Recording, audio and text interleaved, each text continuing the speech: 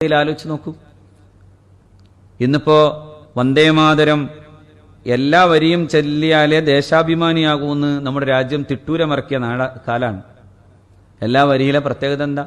ആദ്യ വരികൾ തന്നെ പലപ്പോഴും പല സംശയങ്ങൾ ഉണ്ടാക്കുന്നുണ്ട്. ബങ്കിം ചന്ദ്ര ചാറ്റർജിയുടെ 1882 അദ്ദേഹത്തിന്റെ ആനന്ദമഠം എന്ന് പറയുന്ന നോവലിലാണതുള്ളത്. അതുതന്നെയും ഒരുതരം ബ്രിട്ടീഷ് സംവിധാനത്തിൽ നിന്നുകൊണ്ടാണ് ആ നോവൽ വന്നത് തന്നെയും. ആ നോവലിലെ ഈ കവിതയിൽ അവസാനം വരുന്നത് ത്വം ഹി ദുർഗാ ദശപ്രഹരണധാരിണി കമല കമലദള വിഹാരിണി വാണി വിദ്യാദായിനി നമാമി ത്വാം നമാമി കമല അമലാം അതുലാം സുജലാം സുഫലാം മാതരം വന്ദേ മാതരം എന്നാണ്. ഈ വരികളും കൂടി ചൊല്ലിയേക്കണം എന്നാണ് ഇപ്പോൾ. എന്താണ് ആ വരിയുടെ അർത്ഥം? ത്വം ഹി ദുർഗാ ദശപ്രഹരണധാരിണി, 10 ആയുധങ്ങൾ കയ്യിൽ പിടിച്ചു നിൽക്കുന്ന ദുർഗാദേവിയാണ് നീ. കമല കമലദള വിഹാരിണി, കമലയാണ് എന്ന് വെച്ചാൽ ലക്ഷ്മിയാണ്. ലക്ഷ്മിക്കാണ് കമല എന്ന് പറയാം.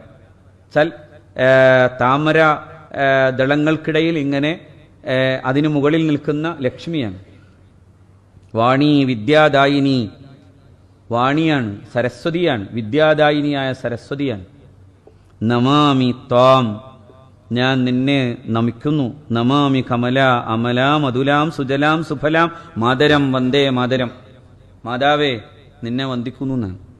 അതായത് ദുർഗയെ, സരസ്വതിയെ, ലക്ഷ്മിയെ വന്ദിക്കണം എന്ന് പറയുന്ന ഭാഗം 1937 ഇന്ത്യൻ നാഷണൽ കോൺഗ്രസിന്റെ അന്നത്തെ കോൺഫറൻസിൽ ഇത് സംബന്ധമായി വന്നപ്പോൾ അന്ന് ഒറ്റ കാര്യം, അതിൽ വളരെ പ്രഗത്ഭരായ ആൾക്കാരാണ്. ഒന്ന് മൗലാന അബ്ദുൽ കലാം, ജവഹർലാൽ നെഹ്റു, സുഭാഷ് ചന്ദ്രബോസ്, ആചാര്യ നരേന്ദ്രദേവ്, അവരാണ് ആ കാര്യ സംബന്ധമായിട്ട് പഠിക്കാൻ വേണ്ടി ഏൽപ്പിക്കപ്പെട്ടവർ. അവർ രവീന്ദ്രനാഥ് ടാഗോറിനോടൊക്കെ ചോദിച്ചു. അവസാനം അവരൊരു കാര്യത്തിൽ തീരുമാനമുണ്ടാക്കിയ റിസൊല്യൂഷൻ ഇങ്ങനെയാണ്: taking all things into consideration, therefore the committee recommends that whenever the Vande Mataram is sung at national gathering, only the first 2 stanzas should be sung. ആകെ 2 സ്റ്റാൻസ മാത്രം ചൊല്ലിയാൽ മതി എന്നാണ്. എന്താ 2 സ്റ്റാൻസ മാത്രം ചൊല്ലാൻ പറഞ്ഞത്? അവിടെ ഒന്നും വലിയ കുഴപ്പമില്ലാത്തതാണ്. എന്നാൽ രാജ്യത്തെ ദേശാഭിമാനത്തെ ഉൾപ്പുളകമാക്കിയിട്ടുള്ള ചില സന്ദർഭങ്ങൾ ഈ വന്ദേ മാതരവുമായി ബന്ധപ്പെട്ടുണ്ടായതുകൊണ്ടാണ് ഇന്ത്യൻ നാഷണൽ കോൺഗ്രസിന്റെ കമ്മിറ്റി അത് പാസാക്കിയത്. അതാണ് 1950 ജനുവരി 24 ഇന്ത്യയുടെ കോൺസ്റ്റിറ്റ്യൂന്റ് അസംബ്ലിയിൽ, ഇന്ത്യയുടെയും അതോടൊപ്പം തന്നെ കോൺസ്റ്റിറ്റ്യൂന്റ് അസംബ്ലിയുടെയും പ്രസിഡന്റ്, ഇന്ത്യയുടെ പ്രഥമ പ്രസിഡന്റ്, അദ്ദേഹം പറഞ്ഞു ഇത് പിന്നെ ദേശീയ ഗാനത്തോടൊപ്പം ചേർത്തു വെക്കാവുന്നതാണ്, പക്ഷേ അതിന്റെ നിബന്ധനകൾ ഇപ്പറയുന്ന വിധം 2 സ്റ്റാൻസകളിൽ ഒതുക്കണം, അതിനപ്പുറത്തേക്ക് പോകണ്ട. എന്നാലും ഇങ്ങനെയും കൂടി പറയാം, അതുപോലും ചെല്ലൽ ഒരാൾക്ക് നിർബന്ധമാണെന്ന് ഇന്ത്യയുടെ ഭരണഘടന പറഞ്ഞു തരുന്നില്ല. 1984 ഉണ്ടായ ഒരു സംഭവം ഞാൻ പലപ്പോഴും പറഞ്ഞിട്ടുണ്ട്. 86 അത് സുപ്രീം കോടതിയിലെത്തിയത്. അന്ന് സുപ്രീം കോടതി വിധി പറഞ്ഞു. Biju Emmanuel versus government of Kerala. ദേശീയഗാനം ചെല്ലാൻ മടിച്ചു നിന്ന യഹോവ സാക്ഷികളായ കുട്ടികളുടെ കഥയാണ്.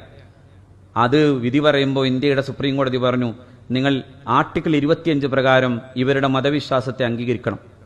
ആർട്ടിക്കിൾ 19 പ്രകാരം ഇവർക്ക് ചെല്ലാൻ പറ്റൂല എന്ന് പറഞ്ഞ് അവർ നിശബ്ദമായി നിന്നാൽ അത് അവരുടെ അഭിപ്രായ സ്വാതന്ത്ര്യമാണെന്ന് അംഗീകരിക്കണം. എന്നിട്ട് അവസാനം പറഞ്ഞു, ഞങ്ങൾ ഒരു കാര്യം കൂടി ചേർത്ത് പറയാട്ടോ, വി വിഷ് ടു ആഡ്, ഞങ്ങൾ ചേർത്ത് പറയാൻ ആഗ്രഹിക്കുന്ന ഒരു കാര്യം ഇതാണ്: നമ്മുടെ ഈ പാരമ്പര്യം ഉണ്ടല്ലോ, അവർ ട്രഡിഷൻസ് ടീച്ചസ് ഹാർമണി, അവർ ഫിലോസഫി പ്രീച്ചസ് ഹാർമണി, അവർ കോൺസ്റ്റിറ്റ്യൂഷൻ പ്രാക്ടീസസ് ഹാർമണി എന്നാണ്.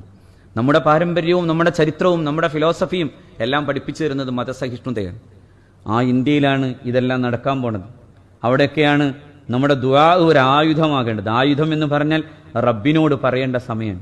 മോമിനിങ്ങൾ ഒരുമിച്ച് നിൽക്കേണ്ട സമയമാണ്. എല്ലാത്തിൻ്റെയും ഇടയിലുണ്ടാകുന്ന ഛിദ്രതകളിലെങ്ങ് തകർന്നു പോകാതെ സമുദായം ഒന്നിച്ചു നിന്ന്, സമുദായം മാത്രമല്ല മതേതര വിശ്വാസികൾ കൂടി ഒന്നിച്ചു നിന്ന്, ഇതെല്ലാ വിശ്വാസികളുടെയും പ്രശ്നമാണ്. ഇത് ചെല്ലാൻ ഒരു അവിശ്വാസി എന്ന നിലയിൽ ഒരു നാസ്തികനായ, അതായത് ദൈവവിശ്വാസി അല്ലാത്ത ഒരാൾക്ക് പറ്റൂല, ക്രൈസ്തവ സഹോദരന് പറ്റൂല. ഈ രാജ്യത്തെ മതേതരത്വത്തിന് നേരെയുള്ള വെല്ലുവിളിയാണ്. അവിടെയൊക്കെ മുഅ്മിനീങ്ങളെ നമുക്ക് ചെയ്യാൻ പറ്റുന്ന ഒരു കാര്യം, എല്ലാ കാര്യത്തിലും ദുആ ചെയ്യാനും കൂടിയുള്ള ഒരു സന്ദർഭമാണ്. അല്ലാഹു റബ്ബുൽ ഇസ്സത്ത് സ്വീകരിക്കട്ടെ.